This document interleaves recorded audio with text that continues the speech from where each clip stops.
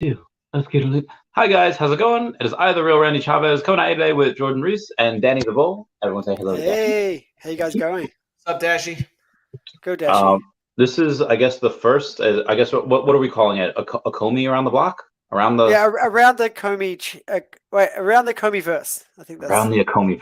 yeah. We're Okay, copying BitBoy with his around the blockchain. So, that's but I fair. think Comey is good because it has it covers VV and it covers OMI, sort of both. That's a good point. You have you're over down under in Australia. I'm in New York. Danny, where you at again? I feel like you're in New I'm in York New also. York. Yeah, Yeah, Queens. all right. We got to meet up more. We haven't. Yeah, Yeah, we can hang out, man. Meet in the middle. I'm game. I'm so Um, jealous. I need to come to USA. Yeah, do it. So, what is your guys' plan? Especially you, Jordan. I know you have a good amount of OMI. What are taxes like, and how do you attempt to not evade them at all? How do you attempt to maximize your profits when eventually cashing out on OMI, being in Australia? It's not too bad here. It's basically 25% if I wait more than 1 year. So it's not too bad. America has sort of better ways of getting around tax.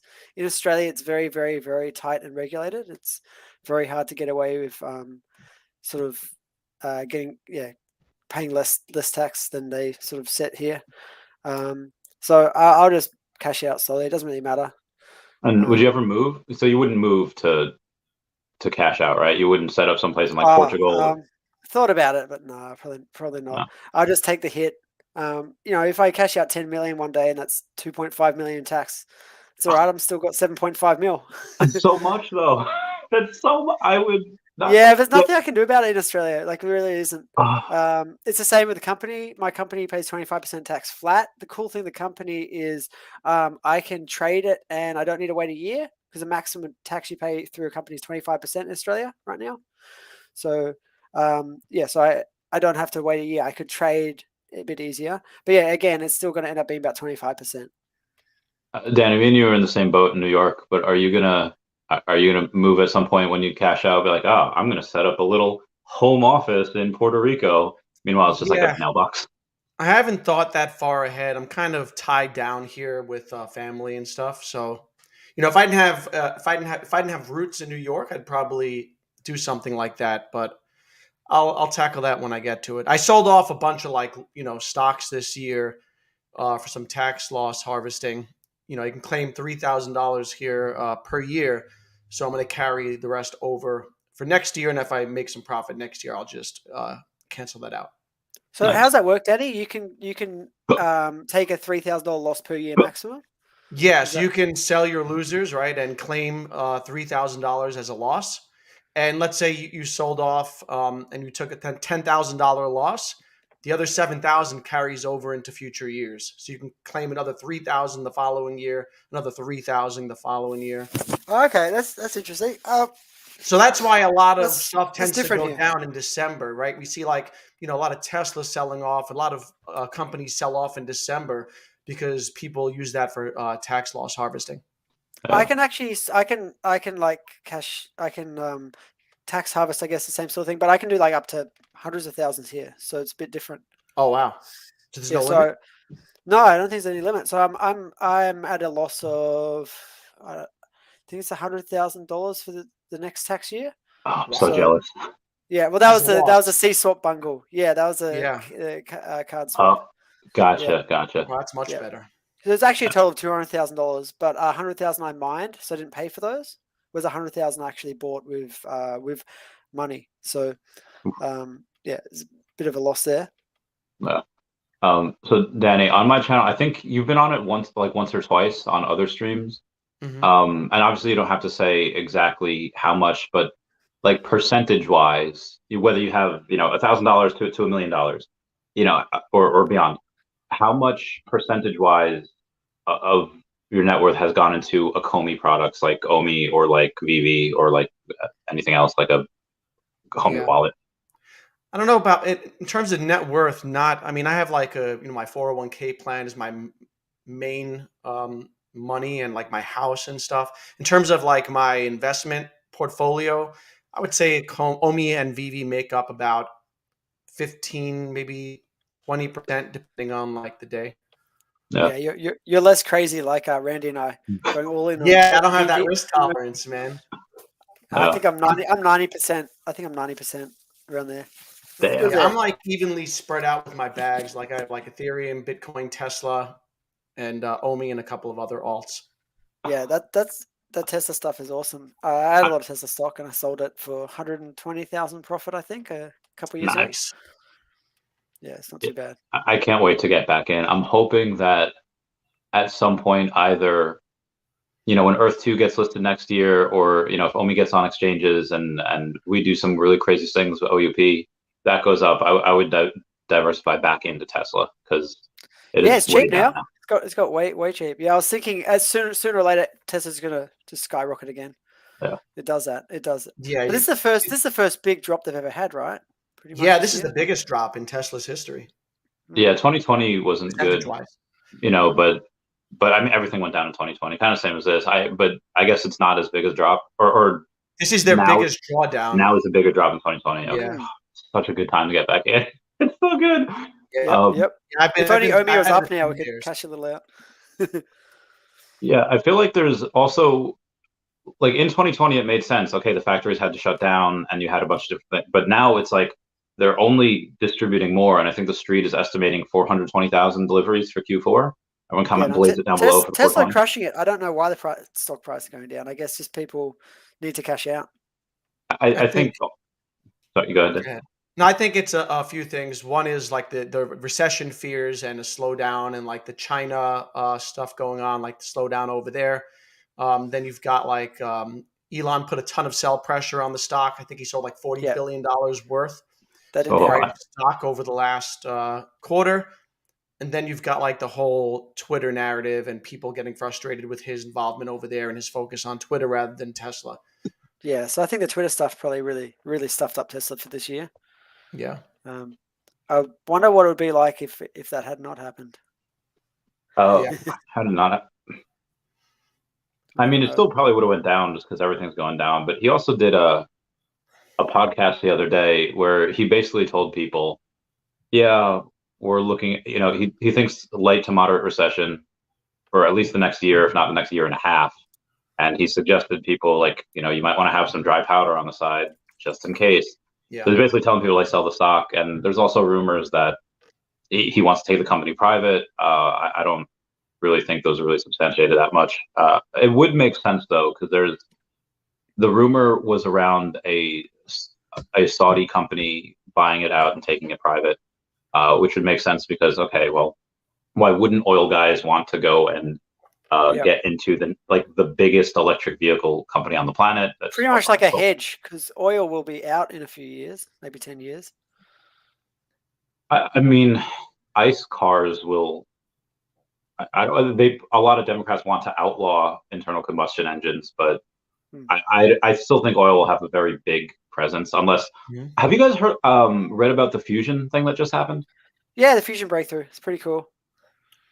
So, Danny, basically they turn on a bunch of lasers and turn on this machine, and they are getting more energy out than what they put in for the first time ever. I think it's only 1%, but it's still 1% is a large amount. Breakthrough. Before. Yeah. It's never happened before. So this is like the biggest thing in science, probably since like the Higgs boson. And I guess if you could go and get a clean, cheap energy from it. Yeah, I mean, at the point you don't not just need oil, you probably wouldn't need solar as well. You wouldn't need electricity. You would just have as much hydrogen, and hydrogen is like one of the fifth most abundance in the universe. So yeah, that could throw a wrench in things too. I think we're till 10 to 20 years before that's like production ready. Yeah. So it'll be a little while, but yeah, that's going to be a really cool thing. Actually, being like the fusion. This will be like the fusion age, right? Like if you play any of those games where you go through different eras, there is a fusion age as a futuristic age for a lot of different civilizations in different games. So it looks like we might be coming into the fusion age soon. Like that's what they'd classify this at. You look, if you're 100 years from now, looking back, they'll be like, the 2020s is when the fusion age started, or maybe 2030s or something. Yeah. I mean, what are you guys more bullish on? Is it the fact that we have like the metaverse, which will be a multi-trillion-dollar industry, do you think it would be fusion? Do you think like what's and I know we're going like way down the line, but what is the next thing, after OMI goes up, after a lot of the BB NFTs rocket, that's like, hey, this is probably going to be the next thing, is not just 5 years from now, but like 20 years from now, or AI. I mean, AI. Yeah, I think AI. Yeah, AI is insane right now. Yeah, and I think all of that stuff is I think it's gonna take many years to play out. Even like the metaverse is gonna take a decade or so to play out in full. But it's all gonna be huge. So have you heard of, so apparently, I don't know which, I think it might be Fidelity that it has machine learning AI trading software, where I guess they've gotten really successful with it, because I think they have like 9.6 trillion in assets under management. Now they're opening up a whole crypto like part of it. Like bots, like AI bots that trade. Well, yeah, it has a software that does it. I think the humans still have to execute it, but the AI is like, it'll tell them exactly what to do and when to do it. But it's still the human still, I think, has to do it for right now. That's pretty cool. Yeah. If you guys use ChatGTP, no, what's that? Heard of it? Yeah, it's insane. This is a bot called ChatGTP by OpenAI, which is actually Elon Musk's old company, which is funny. Oh wow. Well, he was part of it. So ChatGTP is like it's like a condensed version of ChatGTP 3. Hey, Dr. Stuff. How you going, buddy? What's up, gentlemen? What's up? How you doing? We are talking about how I guess in Avengers Age of Ultron talks to Tony Stark, is like, oh, you have not adamantium, vibranium, the most versatile thing on the planet. And the Avengers use it to like make a frisbee, referencing, Captain America's shield. And that same way, we have this thing. Hey, Crypto Rain. We have this thing, Chat GPT, that OpenAI. You could ask it anything, and it's basically artificial intelligence. It'll give you like the best answers. And most people are using it to like write papers. A lot of students are using it to, hey, what's the question on this paper? What are some questions that you guys would have for AI, and what questions do you think that should not be asked, or you hope that it's coded that they deem inappropriate? So it's funny that you say this. So Dave and I have hosted several AI Chat GPT Twitter spaces. Oh, awesome. One of our first spaces, we had like 800 people in this Twitter space. It was, why did you invite me? I didn't know, man. This was like 3 or 4 days ago. It was kind of like a random thing where Dave was like, hey, we should do, well, he told me he was going to do a crypto space, and he's like, you can learn all about crypto. And I'm like, dude, like, let's, like, I want to be in on that. And then, so he sent me this invite. I'm thinking it's a crypto thing, and it's chat AI, right? GPT-3 AI. And so, yeah, we talked about all the different questions. It was crazy. We had like,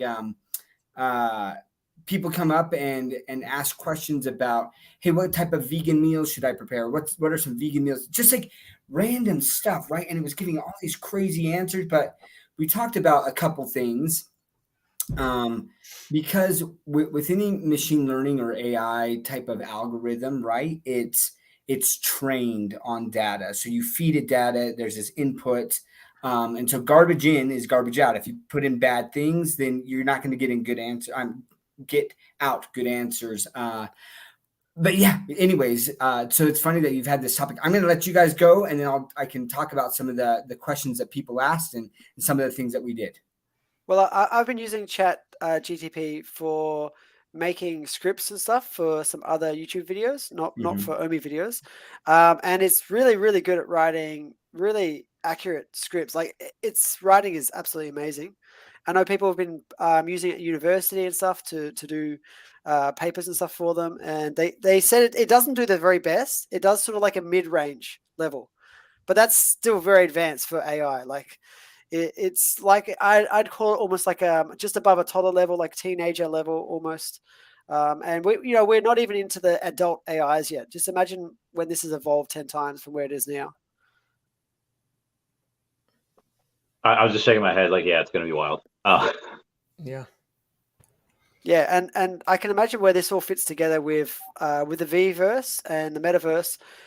Imagine they have NPCs that have ChatGTP like intelligence. You're going to be able to have amazing conversations in the metaverse, and they won't even necessarily be humans. So that's going to keep people in the metaverse longer. That Like gets that- to It's a like Black really Mirror.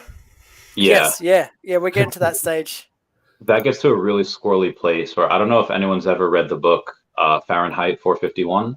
Oh yeah, yeah. I read And that. Yeah. where this lady's talking to somebody else on a screen, but it's not a person. It's God, that book was so ahead of its time. There's some movies like that as well. There's a few really good ones. Yeah, They one of them gets like a girlfriend. Is it girlfriend? That's is it boyfriend or girlfriend? That's AI, and they fully fall in love with it. But then it evolves, and it only wants to talk to other AIs, and it drops them as a partner. It's Is that really with Joaquin Phoenix? Oh no. there's about 2 or 3 Her? of them. Doesn't he fall in love with his Her, I think phone? that's her. This movie, That's her. Yeah, her. Yeah, that's really that's good. awesome. It's really, if you guys haven't seen it, that's a great movie. It'll blow your mind. So it breaks up. She breaks up with him over time because probably he becomes too predictable. 'Cause Yes, she's got too boring. Yeah. Yeah, it's so predictable. I need to go on to some AI. And she, I think she or he, I can't remember if it's a she or he, but they're dating like 10 other AIs at once. It's really funny. Like it's really cool though. It's really like ChatGTP, and there's a few other bots now that are really good at talking.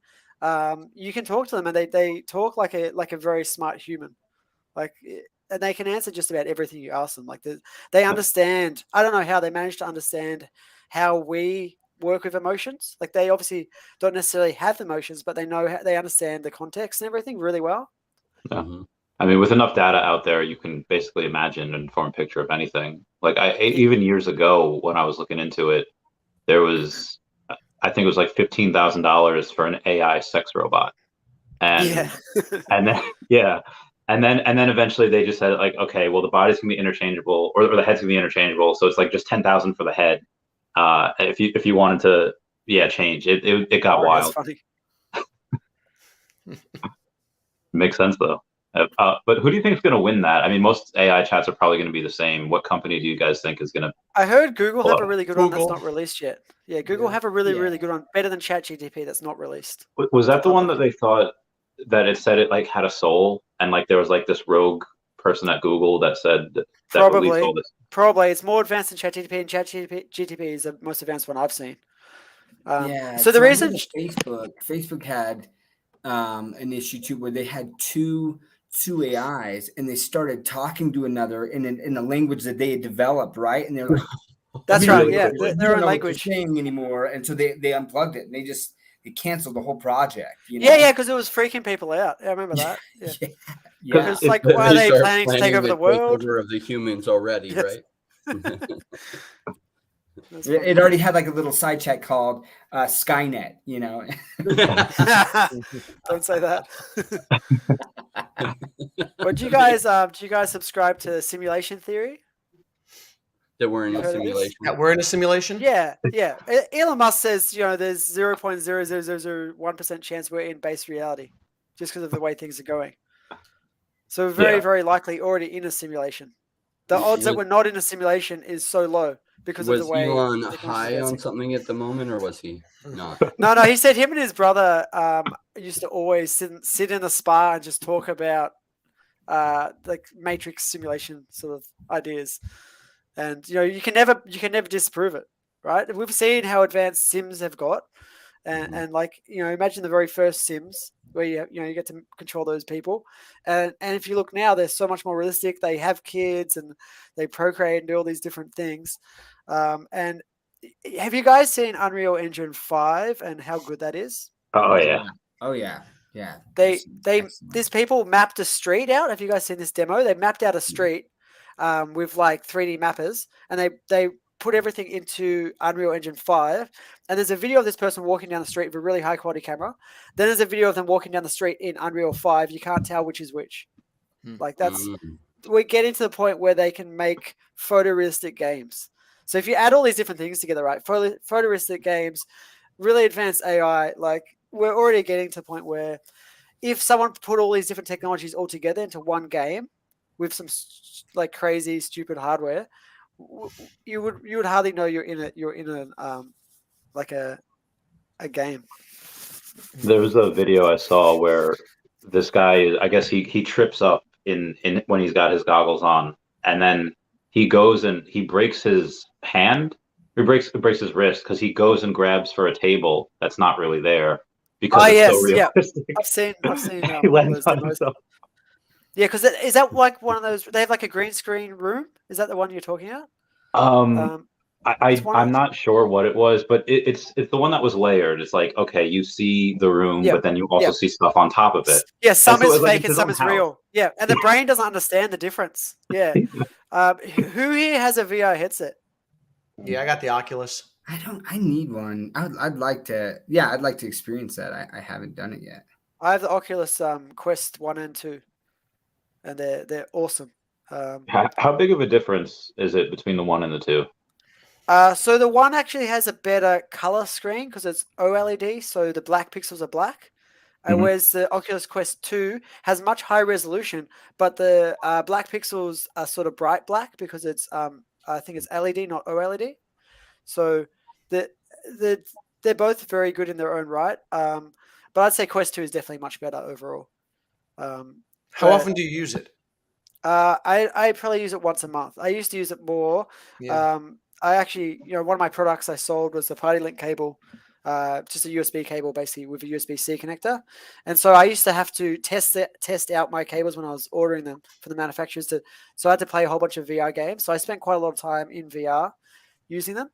And yeah, like the VR games are really fun. And it does, if you spend enough time in it, it feels like you're really there. Like there's, is it Alt Space? Alt Space is sort of what Meta's trying to do. It's like a little alternative reality. And when you spend enough time in Alt Space, it really feels like you're physically in a space, like you're there.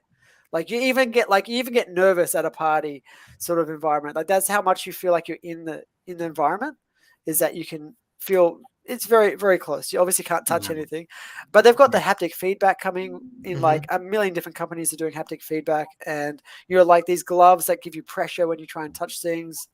And have you guys seen there's an air one? So it's like this thing you put down and it pushes air up. So you put your hands over it and it feels like you're touching stuff, but it's just like the air being pushed up. Oh, that's cool. Yeah, there's a lot of really strange, weird technologies you wouldn't even think about being developed. There could be a lot of interesting things with that, with prawn, with like Pornhub having a thing where you push against it, something pushes back. I'm trying to find my headset now. Here we go. So there was Jeremiah Aoyang shared a video the other day. It looked like it was Morgan Freeman, and it sounded really close. It wasn't his voice, and he's like, what if I were to tell you that I am not real? And it's just like a white dude, and he's talking, and it's. I see that. Yeah, that's awesome. So this is. Did you see the Tom Cruise one? Also, there was a Tom Cruise deep fake video. Yeah. Oh. That was circulating. It sounded and looked just like Tom Cruise, but it was just some guy using AI. I wonder how that's basically having a polyjuice potion from Harry Potter. Like you're just, how long before people go and set up like an OnlyFans as this person, and they're not really real? Oh, I was just thinking about That's that. a fantastic idea. I'm doing that. With AI. Hold on just a second. I gotta do something real quick. I'll be right back. Yeah, like it's crazy with all the AI generation, and you could fully make a fake person on OnlyFans and probably make like $100,000 a month. Like some of those girls are making $1 million a month on OnlyFans. Like that's actually like a fairly regular rate when they've been doing it for a while. Oh my god, it's amazing. We're in the wrong profession, man. Yes, we should be making like fake OnlyFans with AI. That'd be awesome. Somebody had a question. How long before you get like fake influencers because of AI and deepfakes? Like how far away do you think we are from that? That's already happening. I was watching a podcast yesterday about this politician who like they had all these different AI bots fighting in the comments to make it look like it was real. So that's already happening. Like there's already fake people on Twitter. Obviously Elon Musk talks about all the bots, but there's some really advanced ones, and they talk and they sound like real people, and they're having these arguments to try and persuade people to a certain direction, but they do it on purpose so it looks like a real conversation, so people don't think it's fake. So it's already happening. And It's only going to get more and more advanced. Imagine like you have like half your subscribers are fake bots and you don't know it. Oh, so think about this. I mean, you could literally go into Chat GPT, right? And you can say, "Hey, I want you to write." So you feed it some of your videos, right? So it starts to learn kind of like your vernacular, right? And everything, how you talk and how you speak. And then you're saying, "I want you to write an episode on such and such," right? But then you can also get AI voices to then read text to voice, right? Yep. So you can create, basically you could create a YouTube channel that's AI, and it's basic, but it's your channel because it's using your voice and everything like that. But you just have it write it and then like make the video itself. I like it's kind of crazy what. And again, this is in its infancy, right? So Yep. as time goes on and as these AIs learn more and more and they get fed more and more data, they're going to become more accurate. And I mean, but even now, so in one of the Twitter spaces, right, we had Omi-Wan Kenobi come up, and we were talking about, like a personal trainer, and that's where we kind of started talking about vegan meals and things. And it was like, okay, well, I'm a female, I weigh this much, I want to become more fit, I want to lose 10 pounds. What kind of routine should I do? Like a weekly routine of workout and eating meals and stuff. And it was good, but some of the things that we talked about that's very important that AI can't do is it doesn't have like discernment, right? Like the judgment call of, okay, right, so here's what would normally, and it would normally work, but with your circumstances, we're going to have to tweak it. We're going to have to do these other things. And this is why, right? So AI and these algorithms are really good at gathering tons of data and putting it into very digestible, easy to understand format. But like it can't make those judgment calls. It's kind of yes or no, black and white type It's thing. funny you say that. Right? Do you know how there was ChatGPT 3, which is a much bigger data set than ChatGPT? So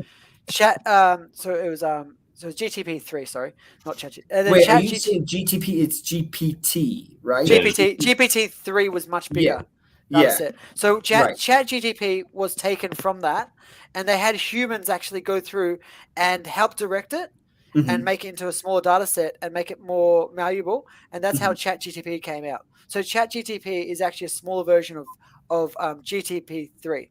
That makes sense. With human interaction. That's why it's a little bit more advanced and a bit better, but it has less data than the original GTP3. Hope that makes sense. So we asked it. We were like, where are you learning all these things? Like, where does your information come from, right? Is it from Google? Like, are you connected to the internet? And it was like, no, I'm not connected to the internet.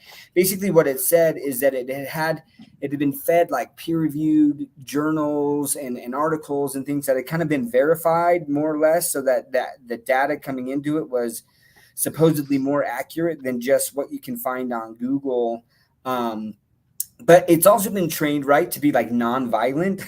like you're like, how do you start World War III or something? Like, I mean, we just started asking it random. It does avoid some questions. And it's all very peaceful, and it's like, we can't do this. Everything should be peaceful. It's pretty interesting to kind of see the limits. It's a little bit diplomatic, ChatGPT. Like they've made it so you can't get as much as you'd like out of it sometimes. I tried pushing it a little bit for how is it alive and what does it do, and it got to a point where it just kept saying the same thing over and over. Like it wouldn't elaborate any further, and it's like it'd been programmed that it would normally say way more than this, but it's been hit a limit where it just says the exact same thing over and over.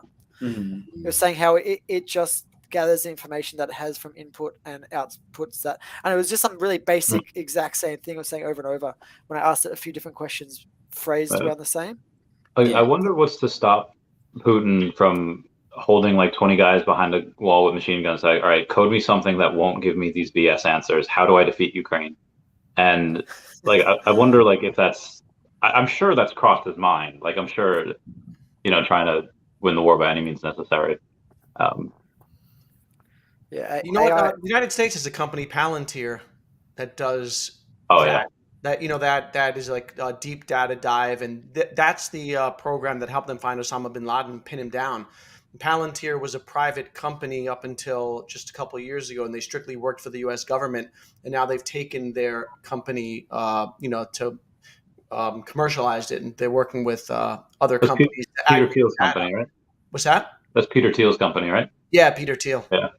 So I mean, they have these things already. That's a good point. Yeah. Yeah, it's crazy. It's crazy how good the technology is getting. Wow. So if we Yeah. want to bring it back to Omi and Vivi, what are you guys looking forward to more for next year? Do you think Vivi is going to go off more, or do you think Omi might go a bit higher, price wise, and be a bit more exciting? Probably Vivi to start. I mean, you have that crypto pay-in coming in the next couple months. Should get it next quarter. I mean, when people were getting their beta test for cash out, we got cash out like a month and a half later.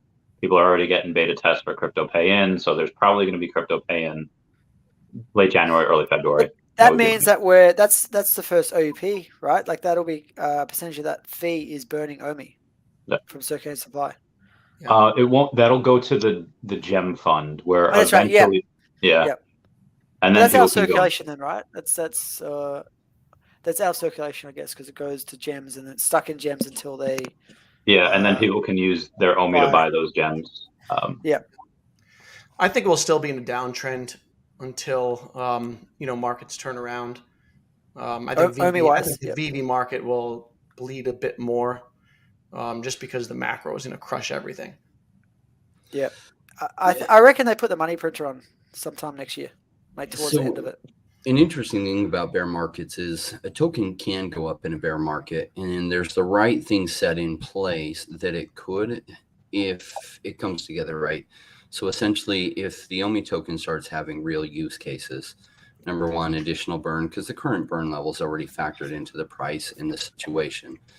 And if you think about it, a lot of projects have retraced much further than OMI has. Mm-hmm. So I think the current burn is factored in. But when the new OMI utility program comes out and people are like, especially if good drops come out and they want those tickets and other things, then there are lots of people that just have collectibles. They don't have any OMI. Then they're going to start getting concerned with their OMI levels. And it doesn't take a whole lot to pump things 10x. It doesn't take 10 times the amount of buying. Sometimes it just takes double the amount of people wanting OMI that currently have it. And it can pump 10x. And pumps create more price action, like more increases till it hits a certain threshold and then peels back. So it could. I watched Binance. Binance increased their use cases during the last bear market, and Binance went 6x during a downturn when everything else lost massive. So it didn't even go down on it. It went up 6 times what it was. Yeah, BNB is crazy. It went from $6 to $16. So that's not 6 times. That's 2.5. But that's still up. Yeah, that's awesome. Still up, where most things like Ethereum retraced 95%, Bitcoin retraced 85%, and BNB is up 2.5x up, right? So it could. I'm hopeful that it is. It continues to roll out slower than probably all of us would want. That's just how tech is, right? ETH 2.0 was being talked about by the Ethereum Foundation in 2015. Right. And it's still not fully rolled out. So people were like, oh my gosh, Omi, you're the worst ever. I can't believe it. The Phoebe teams need to get their act together. And it's like, have you ever followed technology companies? You're brand new at this, aren't you? You just don't know how this goes yet.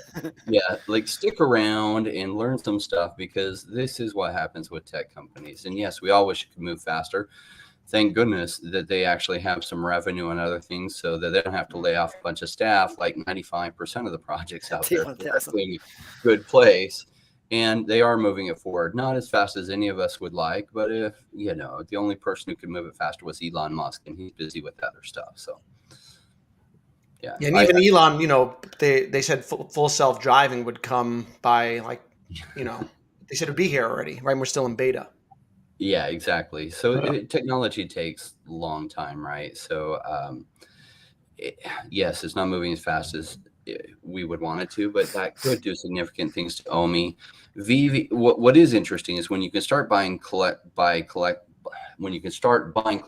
with crypto and send crypto funds in, that would normally be a hugely bullish thing. But all these people aren't as rich as they were, so there won't be as much funds coming in as there could have been in a different market. So I don't know exactly what that's going to do. as well as new stuff continues to come out, right? So, and I'm not sure as much money is coming in as new stuff that's coming in. There's Yep. a little bit of an equilibrium, seems like a little bit on the downside. So new stuff comes out, like the new Mickey Mouse stuff, and they pump up, and then probably, unless massive funds start coming in, they'll start to trickle and fade down, kind of like we saw with the Miles Morales, Spider-Man, and other things. Why? Because we're not having more money come in than collectibles and other things. But at some point that tide turns and everything shoots up, like we saw January this year. And you see these crazy price increases, especially on certain ones that are highly desirable that everyone coming in wants. What do you guys think about the new mass marketing that's going to be happening next year?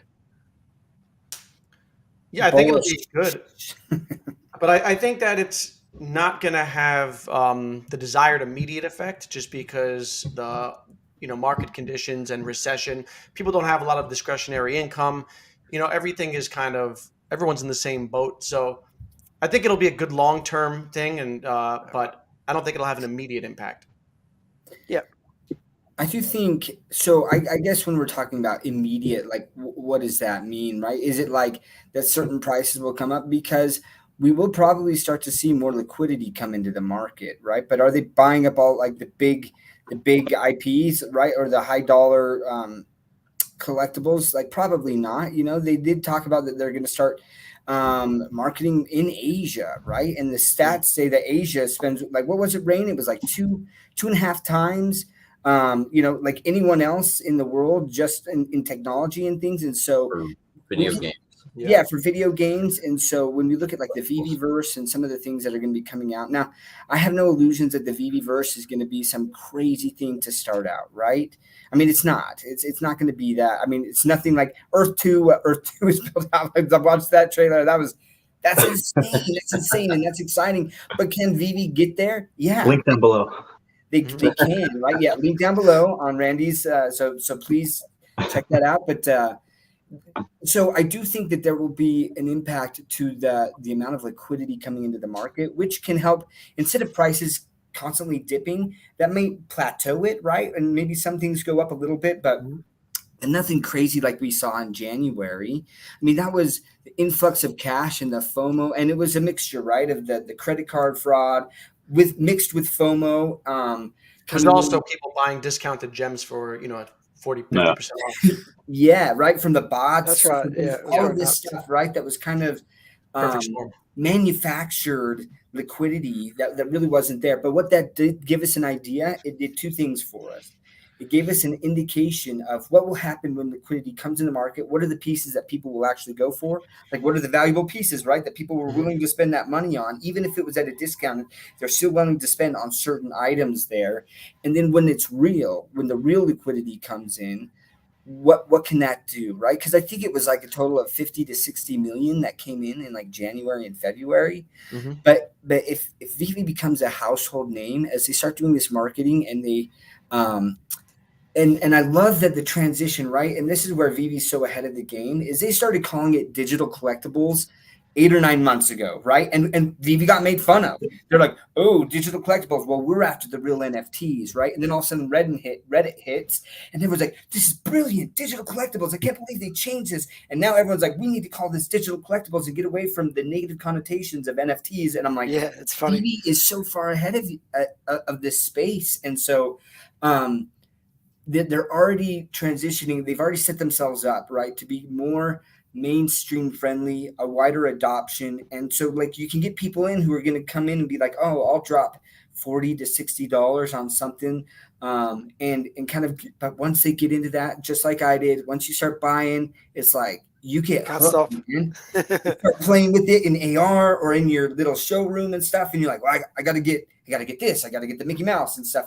And that's when things will happen. So immediate, I do think just a small bump in liquidity for sure, but nothing crazy, right? Right. I think it'll take some time, but definitely, bullish long term.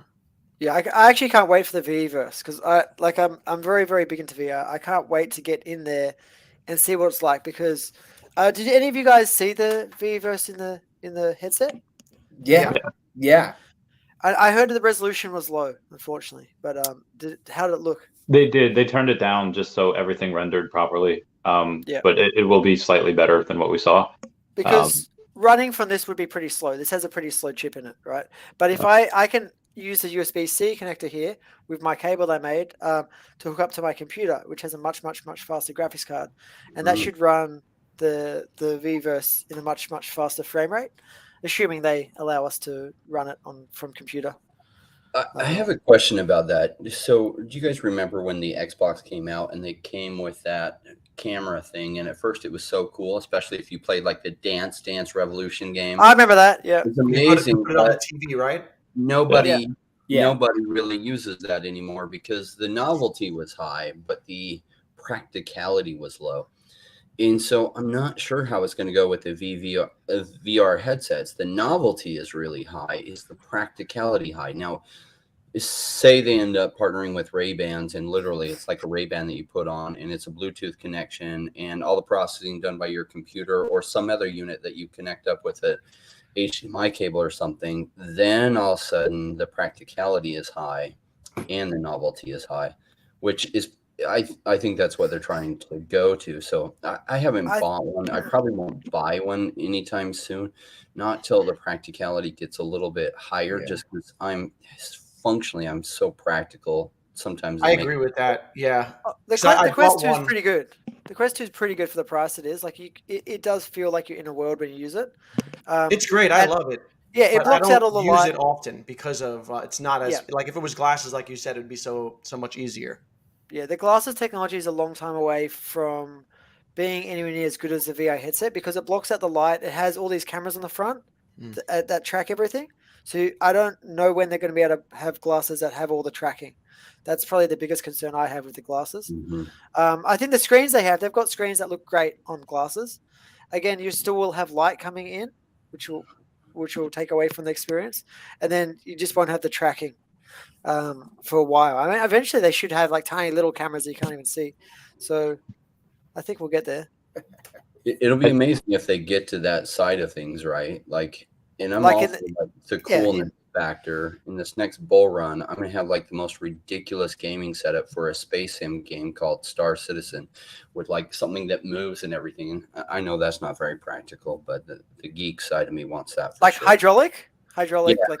Yeah, that's awesome. Yeah, hooked up with the screen and mounted. And I have a friend that has a YouTube channel that focuses on that kind of stuff. So when I'm ready, I'm just going to go to him and be like, hey, I'll fly him out and help me build it.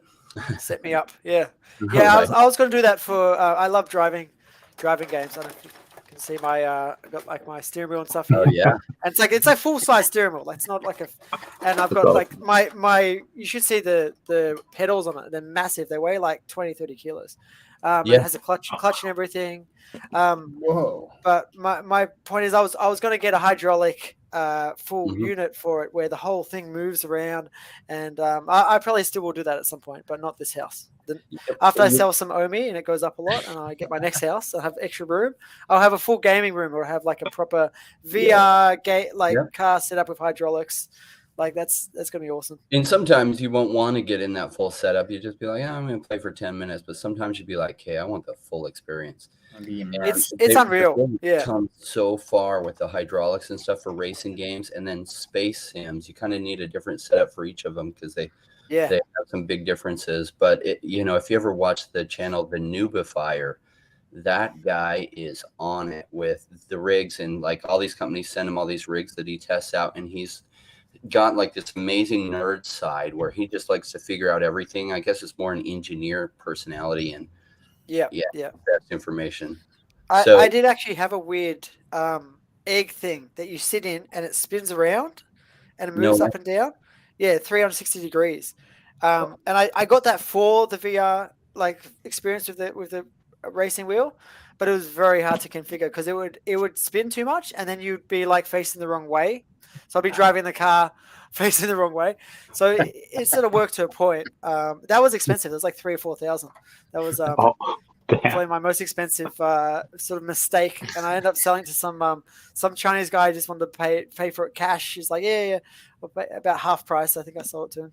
So dodgy alley type deal. So the complexity for like the VV verse to get there, like a Ready Player One environment where you're driving a DeLorean, I don't know if it ever gets to that. I think there will be a competition for that space that creates the high end stuff with the haptic stuff. And there's going to be a lot of players in there. Probably VV won't build it, but maybe they'll partner with the right people so it's incorporated.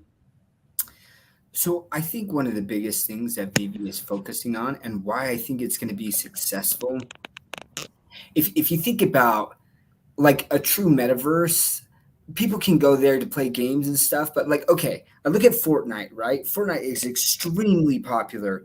But I look at my nephew and what he does, and he jumps on and he might just hang out with his friends in a space and not even play the game, right? Yep. It's all about this social interaction. And I think that that's where VV, it's going to be amazing because they've already got all this IP that will draw people in.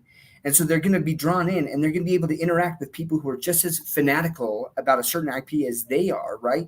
But be able to interact with their avatars. And it's like, oh, I have this collectible. And so maybe because I have the Walt, I get to be Mickey Mouse, or like, I'm like, who knows, right? Like what your avatar can do, or your avatar has a pin or shoes, or but like, it's all these social flexes within this social small ecosystem of different IPs that I think are just going to bring so many people together. Like, that's what's going to make it successful. There's no other one. Okay, maybe like Nike, or like even Bored Ape, right? Like Bored Ape's cool, and maybe it's like a game thing, but like I'm going to go to where like there's people like-minded like me that have the same interests as me, and that's where I'm going to hang out. And no other company has all of the IP that VV does. And that in and of itself, and I think that that's where they're driving it, is we're not seeing a lot of the social interactions on the app yet, but that's coming. And I think with the VV verse and everything that they have built around that, it's perfect for an actual metaverse of social interaction that are going to bring a ton of people in with a lot of money to spend, with the social flexing, all of those different nuances that are going to make it successful. I think you hit the nail on the head there with the fact that you're having people that, I mean, that, they do their 9 to 5, they do their work, and they're obsessed with this one thing, which nobody around them has that same interest. And suddenly they go into a world where they're not weird, where they're, this island of misfits, and people think the same as you. Like and you're mentioning people that have money to spend. At DCon, I met someone named Smarty Pants 187. At the time, had 333 Plutos, the lenticular cards. Since then, put an additional 5K to get 385 Plutos. And that's just one of the silent whales that, aren't really too huge on like the Twitter or Discord, Telegram area, but, they're there. And more people like that get in every month. Imagine when the 33 Club, right, gets involved in like buying Disney NFTs. Because some of those guys, I met this guy and he is rich and he's about to be super rich. And he owns a biomedical firm, and they have this, he was showing me this stuff that's so good for arthritis and other things that you just rub on your skin, that they've gotten through the process. And I was having some knuckle pain. I put in instant relief. It was like phenomenal. And, the wife and I just happened to meet him as we were in this this pool at this hotel and talking to him. And he's like all about the 33 Club. He goes to Disneyland and Disney World and part of the club and drops like 20,000, take his kids and family a thing. And he's never even heard of VV and stuff. And imagine those people are like, oh my gosh, how many Disney statues do you have? Oh yeah. Do you have any Elsas? Do you have this? Do you have that? And we don't know that it'll go that way, but if it does, oh my gosh, because if you think about where this goes, most of the people in the audience here weren't here last crypto winter.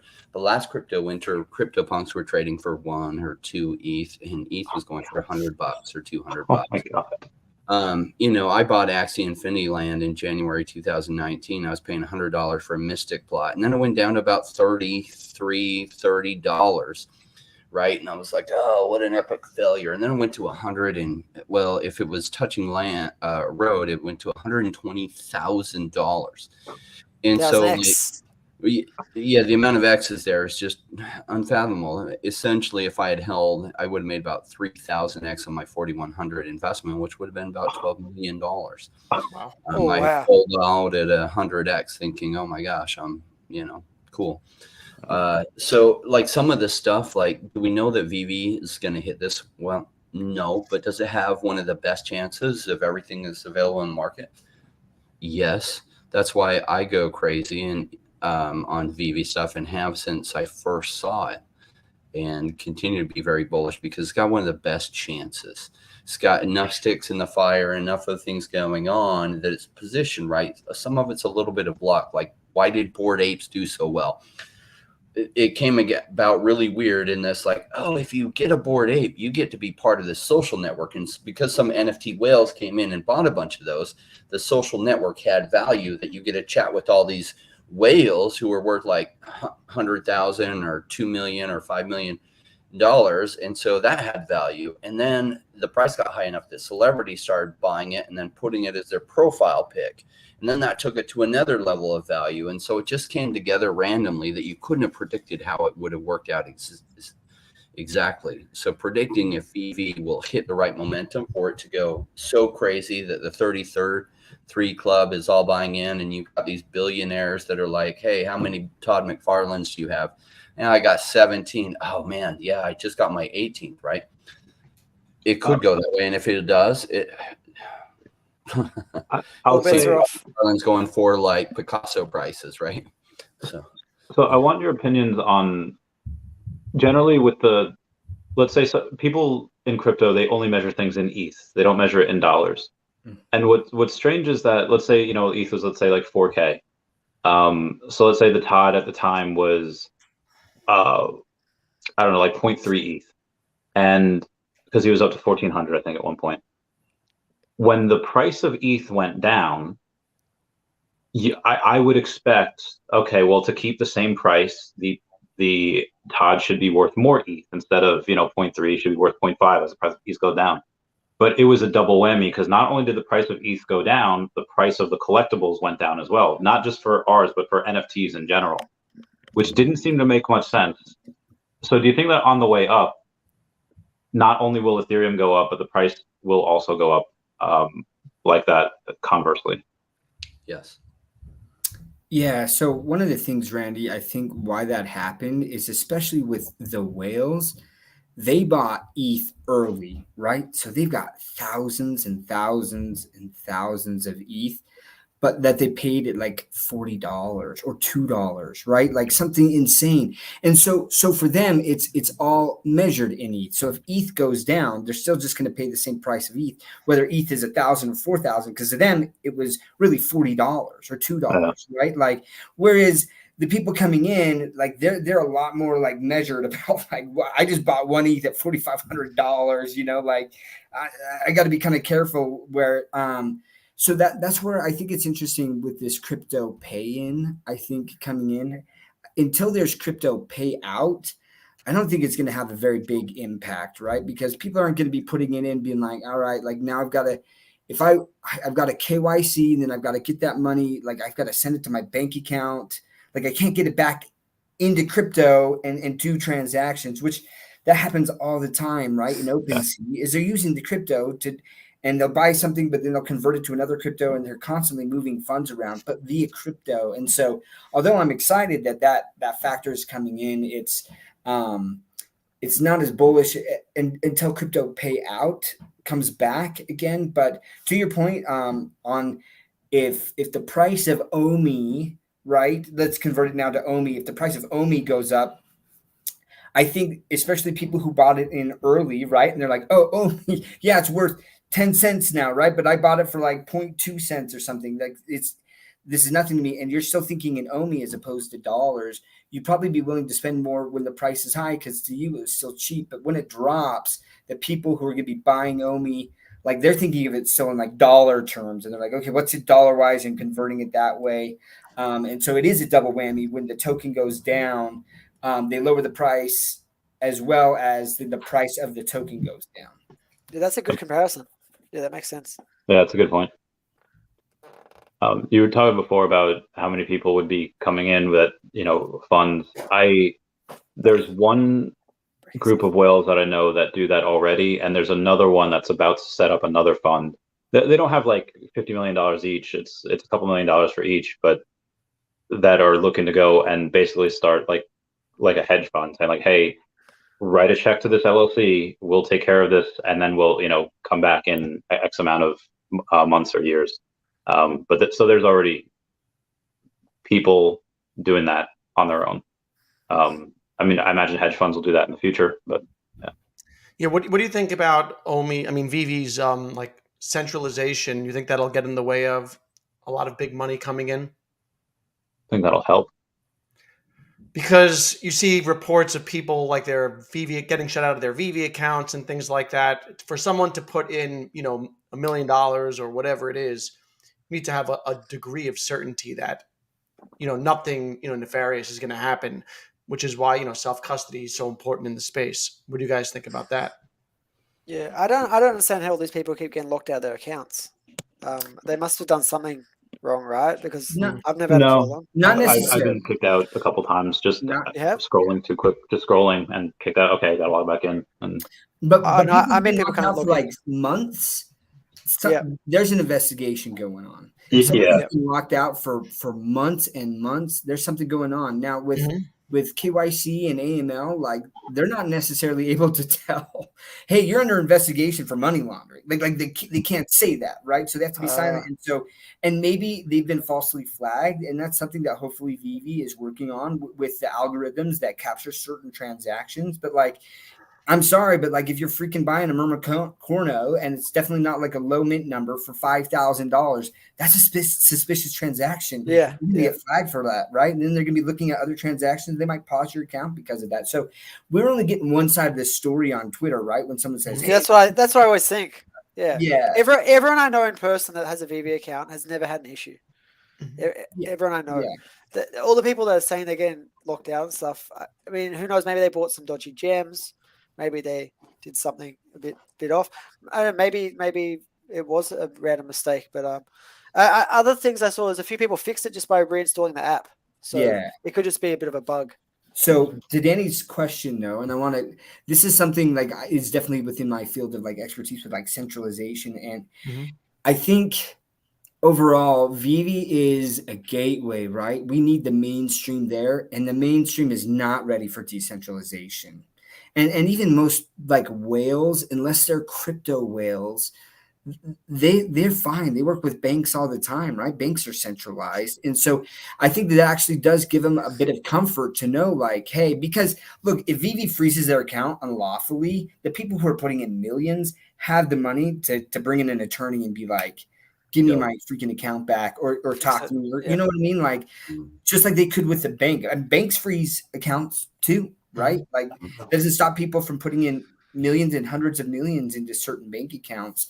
And so now the crypto people, I do think that the crypto space is going to be a lot more wary about that, right? Because we've already seen Voyager, Celsius, right? Like FTX, all of these centralized entities.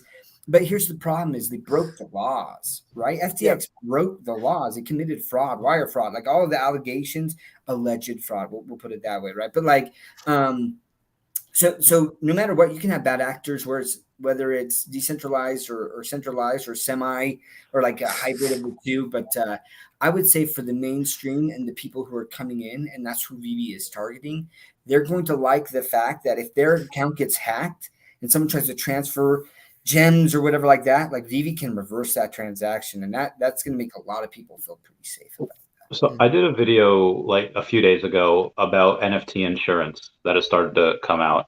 I think Vivi is primed for this position because they do hold the keys, and I'm not going to say that it's going to be like a law like car insurance, like you need to have it, but I feel like a lot of people would be safe or would feel safe knowing, oh, hey, I have 6 or 7 figures worth of NFTs.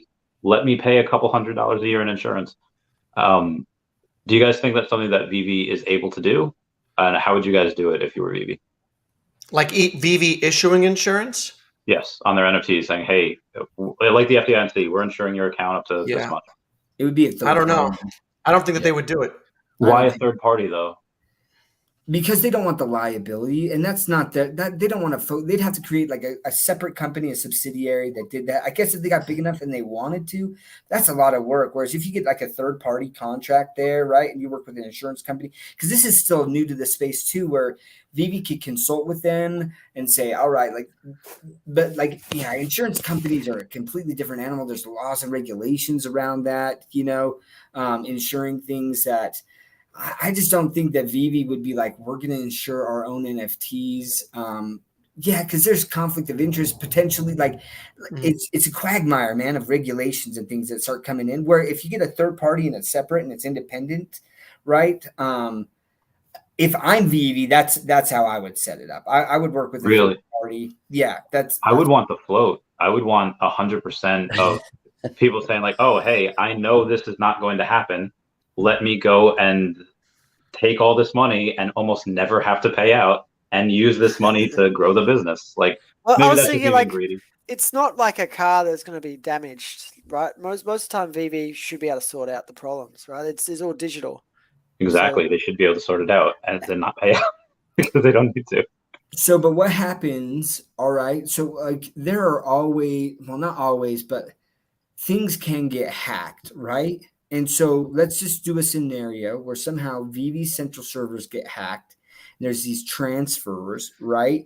And I don't know if there's a way to lift up the wall and to basically send those NFTs out onto the Ethereum blockchain, right? And then what happens then, right? So then Veve has to cancel them out and remint, right? Like the damage I get you. done that way.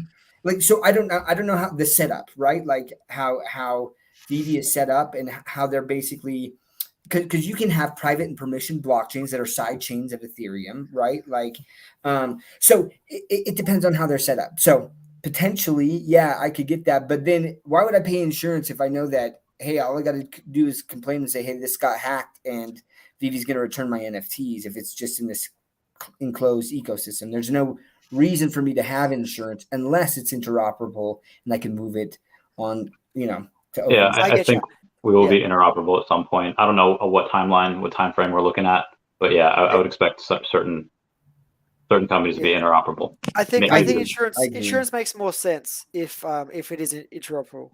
Yes, that makes more sense then because you might lose it somewhere, and if you've got insurance, they might be able to cover you if you got hacked or something.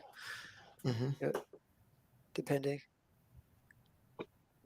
That's a great question, Danny. I like that. And I think it's important to, as we think about like any company that we're invested in or looking at in Web3 is what are the potential pitfalls or the concerns as this company is trying to grow, right? And that's one of them. Well, you're centralized in a decentralized kind of space, right? You're trying to be this gateway into decentralization.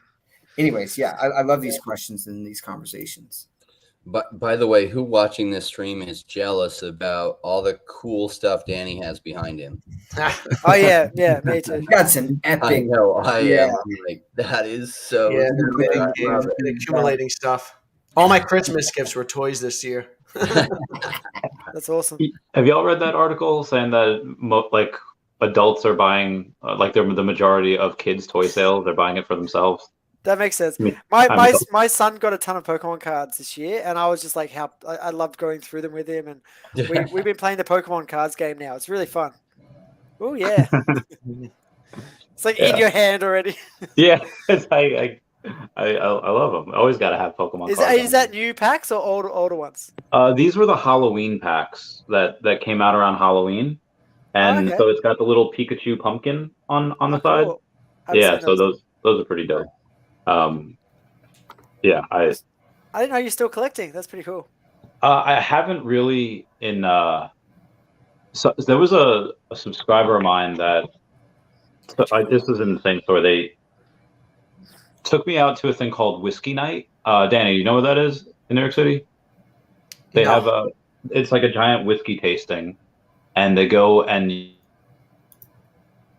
$, and you go and you can drink all the whiskey you want, but you're supposed to like little tiny sips, and you go out and like we had dinner beforehand, and I had this card for sale, and he's like, hey, listen, I know you got this, you were selling this card, you sold all your cards for OMI, and he bought this card from my eBay store, and he gave it back to me. He's like, "This is your gift. This is Oh, that's for cool. your new.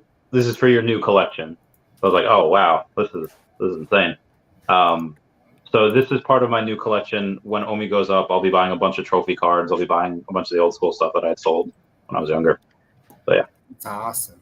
I had to Camp. take off my top and reveal all my Pokemon. Love it. I see. Yeah, before you guys got in, we were talking about what other stuff we'd invest into after Akomi and after it all moons. I mean, when do you guys think the next bull cycle? We all kind of thinking, and second half of 2024. But probably Yeah, gonna be a start. definitely towards the end of 2024. I think that's when we're going to hit a peak. Probably January 2025 might be the very peak again. We'll see. That's what happened last cycle. It's weird. We had like 2 or 3 peaks, right? Like last cycle, last bull run. It was sort of had. Yeah. Well, and we might see it. So it doesn't all run together necessarily, right? Mhm. What It's been did random. well early January this year? Almost nothing, except Veve Collectibles did And amazing OMI. during that time. Yeah, and OMI did pretty well during that time. And so, like, I think things are going to start running more independent. So, like in 2020, there was this thing called DeFi Summer, where all of a sudden DeFi, like the projects like Aave went 1,000x, right? And Bitcoin went up like maybe 2x during that time, and Aave Oh went up. yeah, all the alts were smashing compared to Bitcoin. I remember that.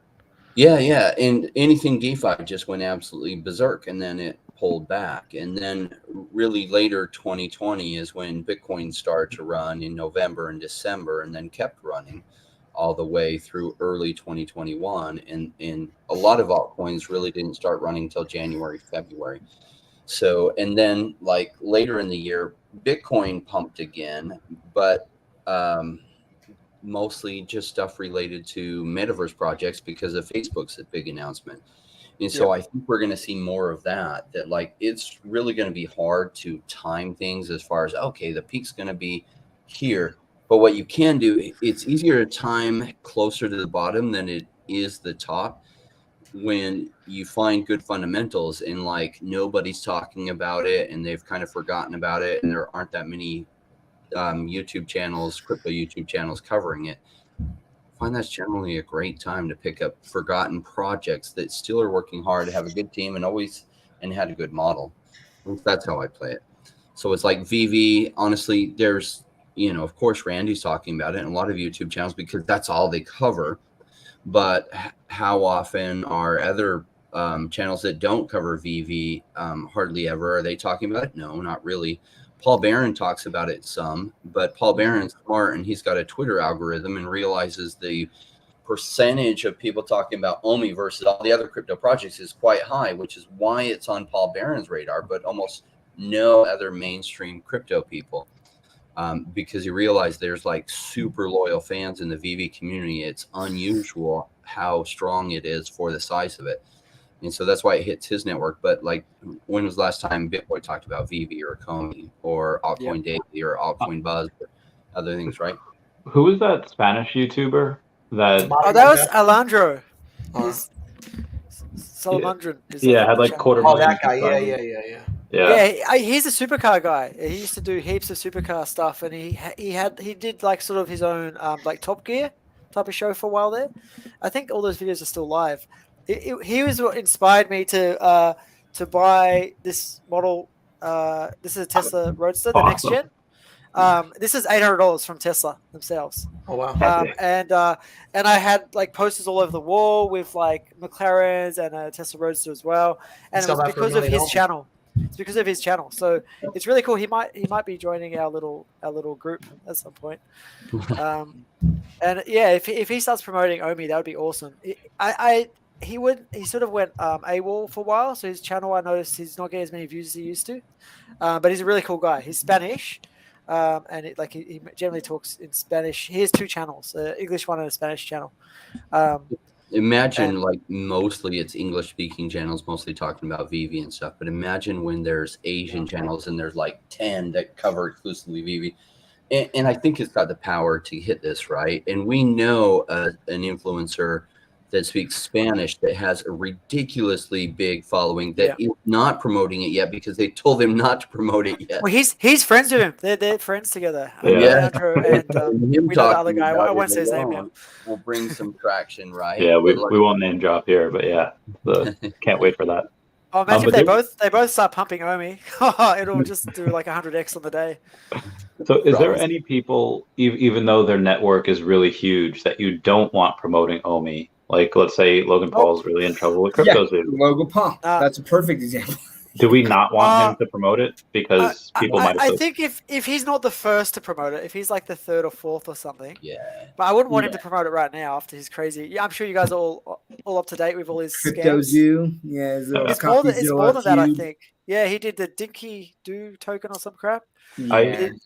They pump and dumped that as well as the Crypto Zoo stuff, as well as I think he's done another one recently. So Jordan, you might know him. I remember I did a deal with one of his partners, the Crypto King, the bald-headed guy, last year when I needed to sell my Pokemon cards because I wanted OMI.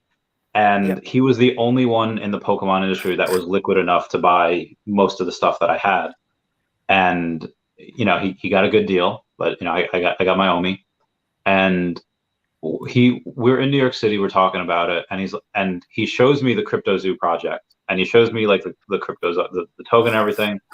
I immediately, after the deal was done, did like videos and I did live streams on it saying like, guys, this is not a good because like that guy in the Pokemon industry. You?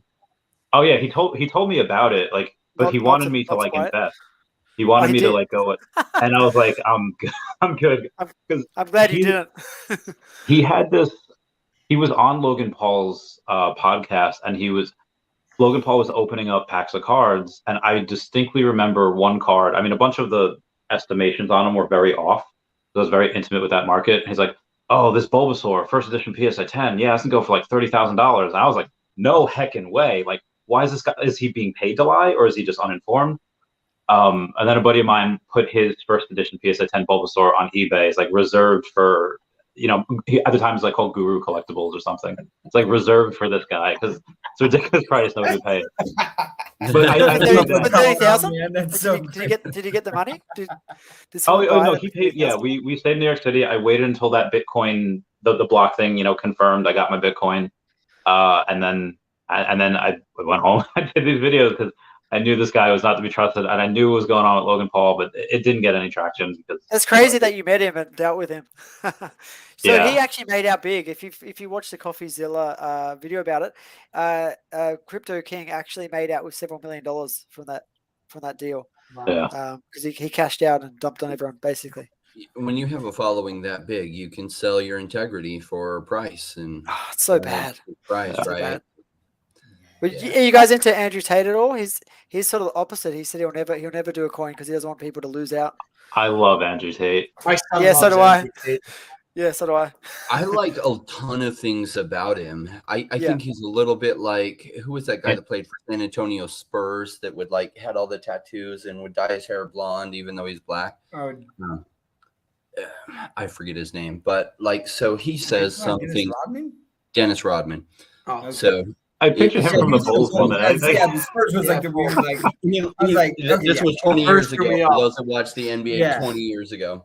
Yeah. But like, so a little bit like Dennis Rodman, but he says some things that are extremely accurate, and that's part of the reason he gets hate, because sometimes when society drifts a little ways away from the truth, they totally hate on those who are willing to speak it, right?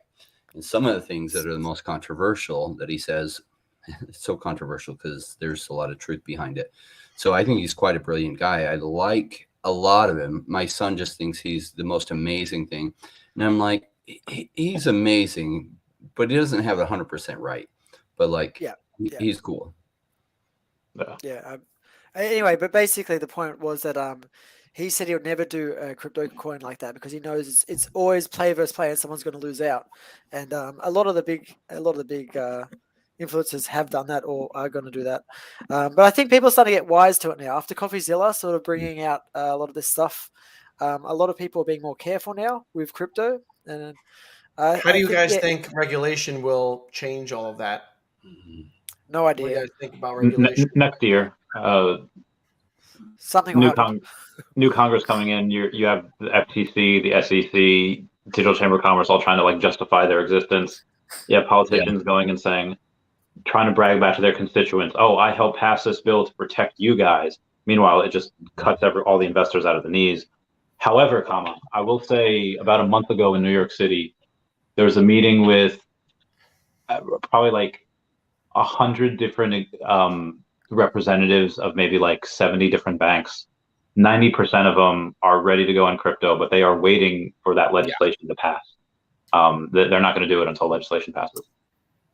There needs to be some guardrails, really, like in this space. Like there really does, right? Like all of these pump and dump scams, and like, look, I'm in a couple of VCs, and like we raise, we invest in these projects, and like we had, we like just some of my buddies and me, but like there was one project where they took the funds and they just gambled them away. Like they just gambled them. And like, it was crazy because they had an awesome plan, a great use case. I was like, if this pans out, this could be really exciting, right?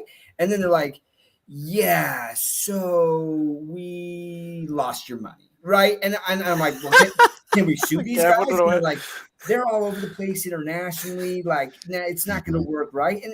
And like, that's the thing is people know it's like, I can do this and I can raise these funds. I can have all these scams, and people just joke like, "Oh, we just got rug pulled," and it's like, yeah, like there needs to be lawsuits, right? There needs to start to be like accountability, and it's not there until you really start to get regulation to say, okay, if you want to start an NFT project, there's going to be a higher barrier to entry, and that's going to stifle some innovation, like it will, but it's going to allow for a little bit safer space for people to be able to invest so that the mainstream can come in and just not lose their shirts on stuff like this, right? Like I'm investing and I know that some of this stuff, like it's just not going to pan out, right?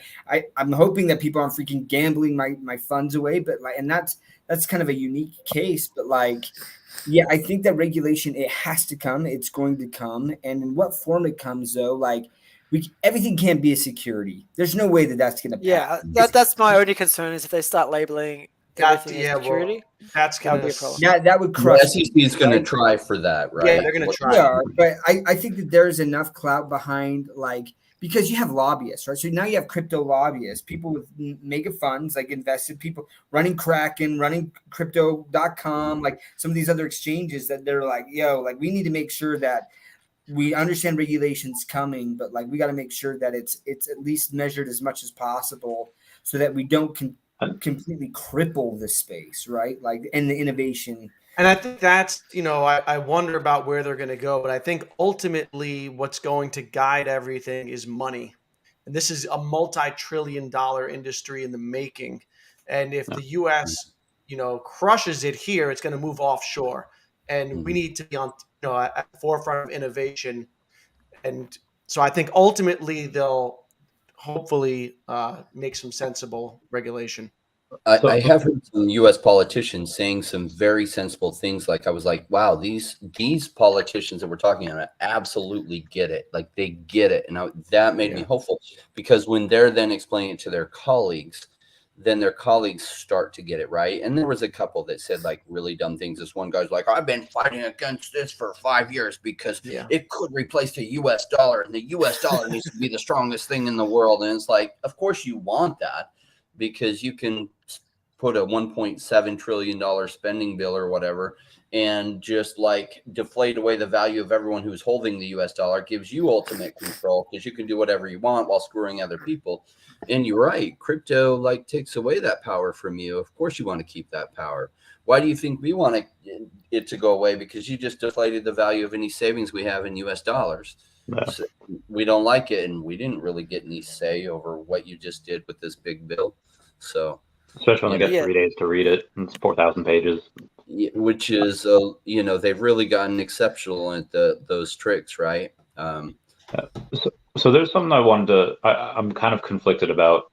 I think Veve should probably hire some of those lobbyists and politicians, because in my experience, at least in that area, if you're not at the table, you wind up being what's for dinner. Yeah. But at the same point, if they go and do that, okay, they're like what 30th in line behind Coinbase, behind like Gary Vee, behind a bunch of these people that really have a vested interest in it. I think Vivi should probably hire lobbyists and politicians to do this, but am I wrong there? Because they are going to be What if they got a 2-for-1 and they hired Gary Vee to be a spokesperson for him, and well, he's doing it for himself already. By extension, he's gonna use his lobbyists to help protect Vivi too. So that way they don't have to hire any lobbyists directly. They can hire him indirectly. I think the industry will just pool money together and pool resources to do what's right for the industry. Yeah, I'm hoping but then you have people like SBF who was trying to do what's right for him and screw finance. Yeah, no, you're going to have those bad actors, right? Who are trying to have those bad actors say, let's put all these regulations in. I mean, that's that's what Facebook did when they were like, oh, we love compliance.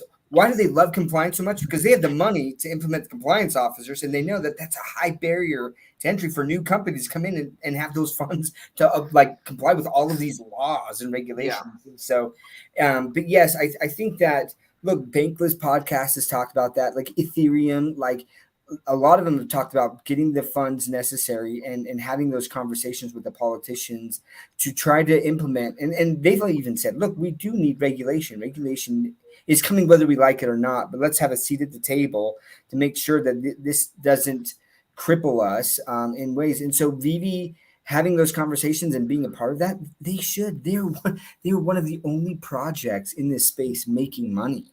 Right. Yeah. And making money hand over fist. Right. And they're trying to be compliant. They're trying to do all of these things. They're doing it and building it the right way with all of these major IPs. They really should have a seat at the table. Right. And maybe it's talking with some of their IP and saying, hey, you guys already have lobbyists there. Right. Can we pool this and let's start talking about your vested interest in Vivi as well. Right. Like, let's make sure those conversations are being had. And they're understanding like the good, the bad, and the ugly of this, and also providing data, right, of stuff, of fraud that's been committed or what they see too, and how that hampers and what they can do protection wise to protect consumers. Because at the end of the day, regulation is going to come under consumer protection. How are we going to be protecting the consumer, right? So Vivi can come in and say, well, here's how we're protecting, and here's certain ways that we're already doing this, and maybe there can be better regulations surrounding this as we're coming into this space. Very essential. So that's a good point, Randy. Like I definitely think that they should have someone in DC or working with them, like to have that seat at the table. I'm not sure if you guys are aware, BitBoy Crypto, he's already got a bill in somewhere that he's trying to pass. That's supposed to help positively regulate crypto a little bit. So it is already in the works for some people are getting there. And if Vivi does the same sort of thing, that would be awesome. I don't know if they're going to get into the political side at all. I look at BitBoy props for what he has done to be active in that. Like I frequently make fun of his, like what he says is a good investment. I don't feel like that's his strength. But having, making an entertaining channel and what he's doing on the political side, pushing that forward, I think is awesome and benefits the crypto community. I agree. And completely congratulate him for his hard work on exposing SBF, because he would really help. I watched some of those videos. It was good. Yeah. Wow. And then secondly, pushing a good bill, right? Good legislation, so that the other forces can't sneak through a bunch of bad stuff. It'll likely take years to play out. These guys move slower than Vivi. I feel like this type of thing they might want to try to do swiftly, at least before the next election, saying like, hey, we did this, and they'll run on that. I think they'll do a stable coin, do a stable coin bill. I did hear that. Yes. I think stable coins will be regulated first. I did hear that as well. But it'd be funny if it doesn't quite get in and then they change president.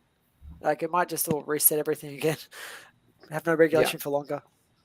I definitely think we're going to see some sort of, like, you have to have proof of reserves. That regulation's coming. You can't have runs on an exchange. That shouldn't be a thing, right? What about banning the exchanges having their own token?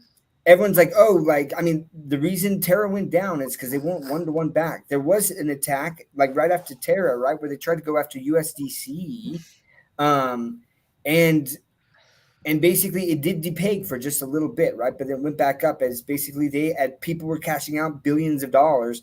They were covering it. And so we still don't know if USDC is truly backed 1-to-1, but like, I think that is one of the first things that they're going to do is if you want to issue a stable coin, you're going to be heavily regulated and there's going to be independent reviews of your reserves. Like that has to happen to make this. That's total regulation that makes absolute sense. And everyone would agree to that because a stable coin can make billions of dollars because then they just take that money, they put it into short-term treasury bills. So you can kind of depeg in the short term because you got to liquidate some treasury bills to move some funds over, but they're short term, so they're fairly liquid. And so if you have like $1 trillion in your stable coin and you're earning 2 or 3% in the T bills, because 80% of those reserves have been used to buy treasury bills, like you're in a really solid place. You're over 1-to-1 backed and you're very profitable because you're making 3% on $1 trillion or $0.8 trillion. So. Yeah. And I think if they're going to do because some of these quote unquote stable coins are supposedly backed by other crypto assets. And it's like, all right, so in the banking system, right, depending on the type of property that you have, there's certain like capital requirements and reserves. And so like if maybe they would do an analysis to say, all right, well, Bitcoin, how far has Bitcoin dropped in X amount of time? Like what's the biggest precipitous drop in Bitcoin, right? So then if you want to use Bitcoin as one of the reserve assets, you got to reserve 1.9x or something like that, right? Or 2x for each dollar that you're reserving, if you want to do it that way. But anyways, I think that the regulation will come in and look at that and the different types of assets that will be allowed to be considered as backing the stable coin. But again, that's going to help DeFi, and a lot of stable coins are so essential for the crypto space. The volatility that's there, people will be like, yeah, I'm going to buy and trade and sell in this volatile space, but then I need like my stable coins, to keep and to cash out with. So yeah, that's definitely coming. I don't know if like banks, they should be able to, the problem if they're not supposed to leverage those stuff. So if they're backing it, like say they take that money and they buy Cardano and maybe they buy twice as much Cardano, but crypto is so volatile that Cardano can come down 80% and then all of a sudden liquidation regions hit. And so the risk, that's why I like if they would just back it with like short-term US Treasury bills, they're good and they're liquid instead of being like a bank, because banks do other things, but then banks can pay the FDIC to come in and audit them and be part of that. But in those requirements, right? And then their depositors are insured. And so there's an extra layer of protection that wouldn't necessarily be there. Yeah, I think people comparing like exchanges to banks, and they're like, well, banks leverage, they take people's deposit money and they make loans on that and they do other things with that. And I'm like, yeah, but they pay deposit insurance and people know that. Whereas these exchanges, they don't. Well, and in fact, the FDIC went after several, like Voyager, for the claims that they're like, hey, your deposits, if they're in cash on our exchange, are insured. And the way that it came across was like, oh, if Voyager goes under, they're insured. And it's like, no. It's if the bank where these deposits are being held goes under, then you're insured. But when Voyager went bankrupt, right, like their assets weren't protected. And so then the FDIC went after them, and the FDIC's gone after. So anyways, these exchanges, I think, overall regulation is coming. I'm with you, Rain, in the fact that I would like it if they were backed by more stable things. And that's probably what's going to happen, is they're at least going to come in and be uber conservative at first. And then over time, maybe something changes there. But like, I agree with you that we definitely need the most stable assets backing the stable coins.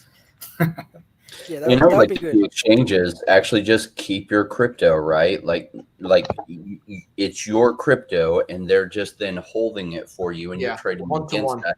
Instead, 1-to-1, instead of like moving it over to other assets, taking any kind of risk with it. that it's almost like, and that's why decentralized exchanges are good, but centralized exchanges have some advantages in that they're fast and low transaction fees. But then we see a problem like FTX where they're then sending those off away to be traded against, and they were somewhat regulated. They were just lying, cheating, and stealing, right? Allegedly. Yeah, no one looked into him. Yeah. Crazy. And he met with Gary Gensler multiple times. And Gary Gensler, I'm sure, was very concerned about the end people and just happened to miss it. Yeah. They just let someone go inside of the SEC, right? Yeah. Who they said was too close to SBF.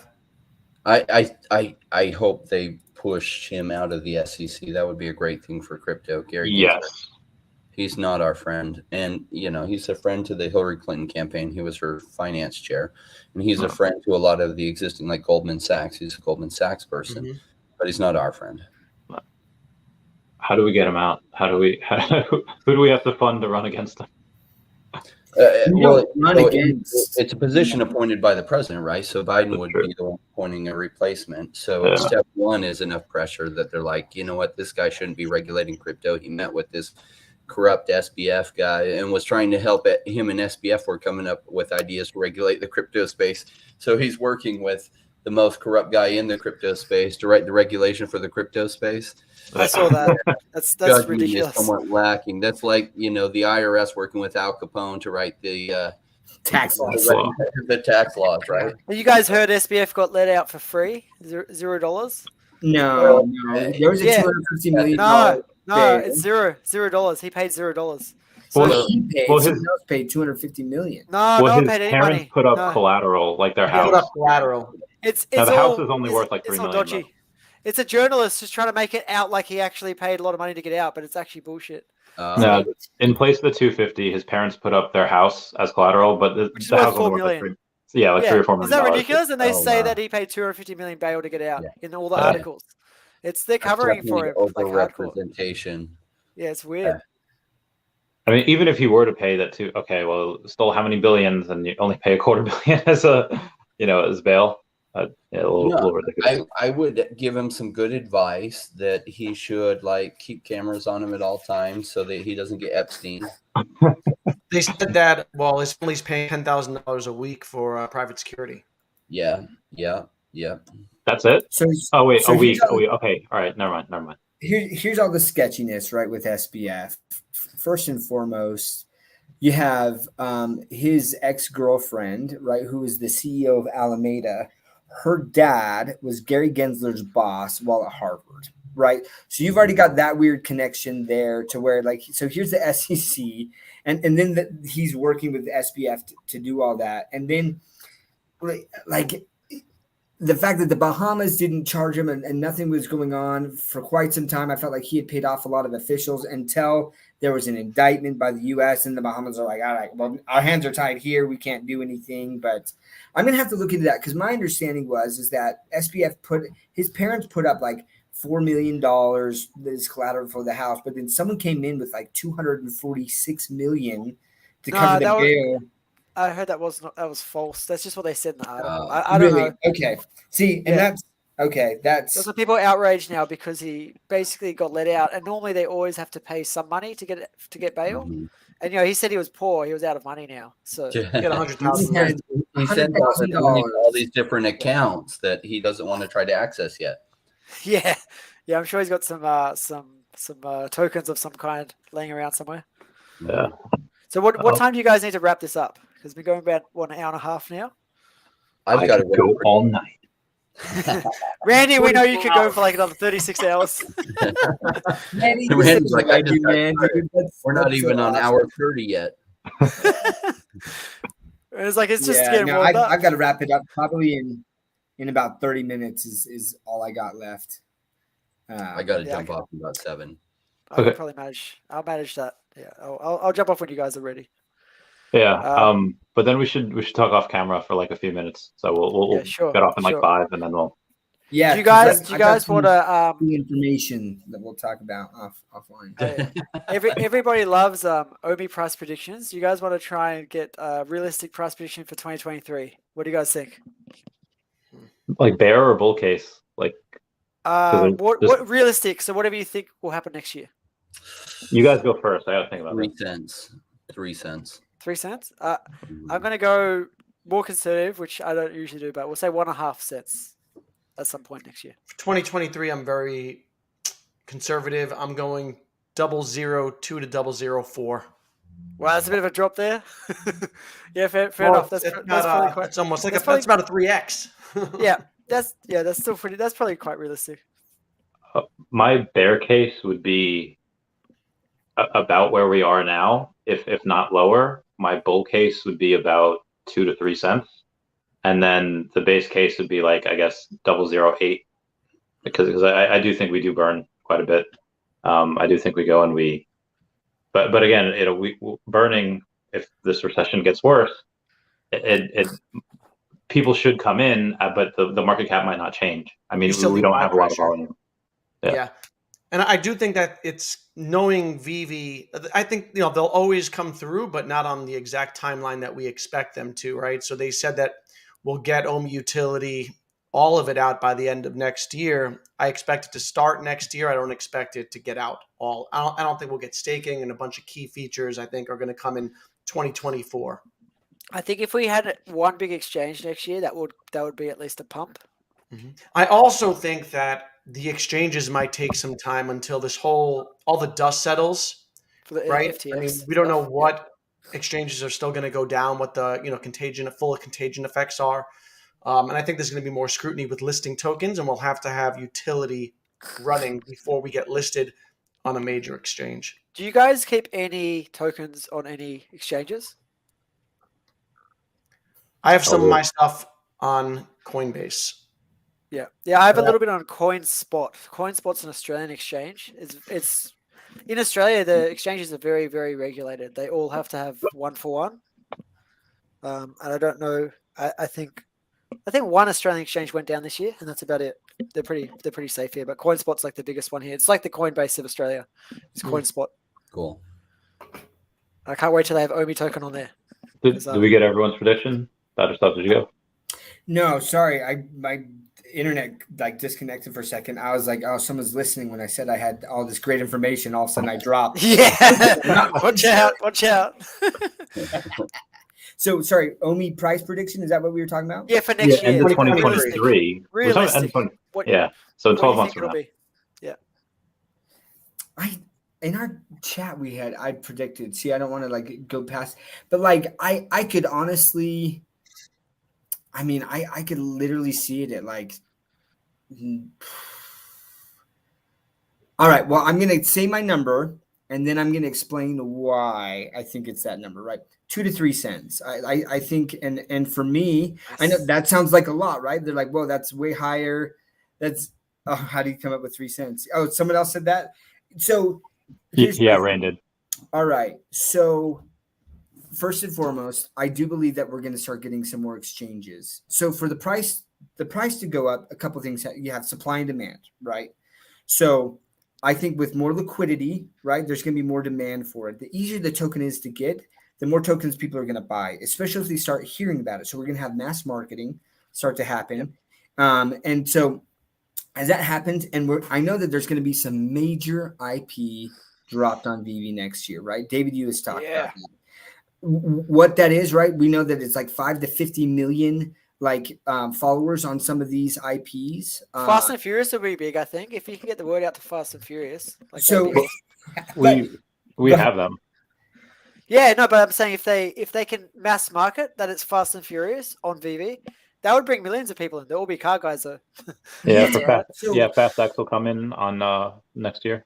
But yeah, sorry, keep going, Dr. Yeah, right. So you have, first of all, you're going to get the demand is going to be there as there's more exchanges for the people to buy it on, plus all of the marketing that's going to bring new eyes to it, on top of the fact that we're going to start getting the OMI utility program. Now, what we haven't really started to see, and where I think that there could be massive burn, first of all, is those bronze tickets. I don't think that people truly realize how much that's going to burn. I'm honestly, legitimately, Wolverine if OUP is out there and Wolverine freaking drops, not only am I going to drop like MCP points or whatever, but like I will buy like bronze tickets. I want How many bronze tickets? $100? Yeah. It depends on how More? many editions, right? Like the rarity and all that stuff. That's going to play into it, right? But then on top of that, all of the VVIP, like the non-specific IP that VV can drop, plants and furniture and like all these other things that are like, okay, you get a little bundle for $20 or $10, right? But thousands and thousands of people are buying that, and that's just going to freaking burn OMI. 100% burn, right? For those the demand. And then the other biggest thing, now I don't know if this is going to happen, but if this happens in 2023, if you can truly buy OMI on the VV app, The web app. the web app, Yeah. it's freaking game over. It's legitimately game over, because that becomes so freaking easy to do. And then with all of the other utility of like, oh, if I buy it with OMI, I get a discount, or I get more bronze tickets for doing this. Like all of the gamification that's going to bring in, plus the VVverse and all the transactions that can start happening. And then what about renting? I don't know if that's all going to come together in 2023, but I think that there are enough catalysts that you're stacking up that by the end of 2023, even in like a down market, I think it's going to be such a bigger name in general that things are going to move up. And I say 2 to 3 cents. And, but if all of those things happen, so that's my guess. Cool. Yeah. Cool beans. For sure. We know Rain has to go, so we'll hop off here. Thank you guys for coming on of the first segment of we call the Akomi around the Akomi verse. Thank you guys for coming. This was great. Yeah. Everyone say bye-bye to Dashi. Bye-bye, Dashi. Bye, Dashi. And we'll hang on here while we end